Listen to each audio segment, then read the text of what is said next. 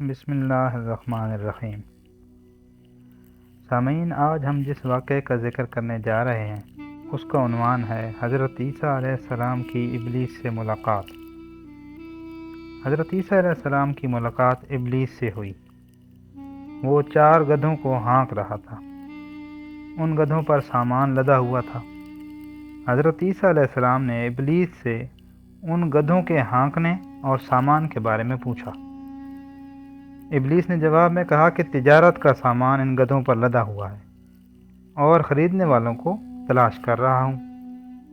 حضرت عیسیٰ علیہ السلام نے اس کی بات سن کر پوچھا، پہلے گدھے پر کیا سامان ہے؟ ابلیس نے کہا، ظلم۔ حضرت عیسیٰ علیہ السلام نے پوچھا، اسے کون خریدے گا؟ ابلیس نے کہا، بادشاہ۔ دوسرے گدھے کے بارے میں پوچھا کہ اس پر کیا لدا ہوا ہے؟ ابلیس نے کہا، حسد۔ حضرت عیسیٰ علیہ السلام نے پوچھا، اسے کون خریدے گا؟ شیطان کہنے لگا، اسے علماء خریدیں گے۔ حضرت عیسیٰ علیہ السلام نے تیسرے گدھے کے بارے میں پوچھا کہ اس پر کیا لاد رکھا ہے؟ ابلیس نے کہا، تیسرے گدھے پر خیانت لدی ہوئی ہے۔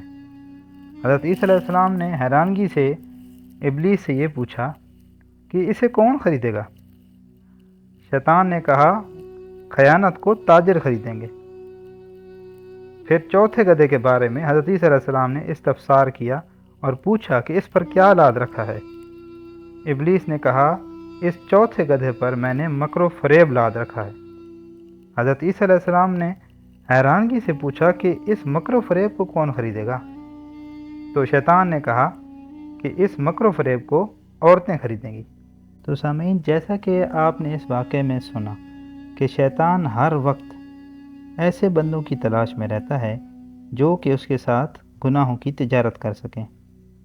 تو اللہ پاک سے دعا ہے کہ ہمیں ایسے بندوں میں شامل نہ فرمائے جو شیطان کے ساتھ تجارت کرنے والے بنے، اور ہمیں اللہ تعالیٰ اپنی نیک بندوں کی راہ پر چلنے کی توفیق عطا فرمائے۔